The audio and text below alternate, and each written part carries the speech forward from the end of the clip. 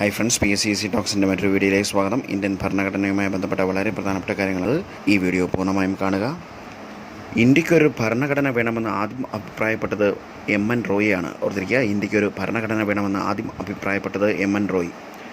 ഇന്ത്യക്ക് ഭരണഘടന വേണമെന്ന് കമ്മ്യൂണിസ്റ്റ് നേതാവായ MN റോയ് ആവശ്യപ്പെട്ട വർഷം 1934. ഓർത്തിരിക്കുക, ഇന്ത്യക്ക് ഭരണഘടന വേണമെന്ന് MN റോയ് ആവശ്യപ്പെട്ട വർഷം 1934. ഇന്ത്യക്കൊരു ഭരണഘടന എന്ന ആശയം MN റോയ് മുന്നോട്ട് വെച്ചത് ഇന്ത്യൻ പാട്രിയറ്റ് എന്ന പത്രത്തിലൂടെയാണ്. ഓർത്തിരിക്കുക, ഇന്ത്യക്കൊരു ഭരണഘടന എന്ന ആശയം MN റോയ് മുന്നോട്ട് വെച്ചത് ഇന്ത്യൻ പാട്രിയോട്ട് എന്ന പത്രത്തിലൂടെ.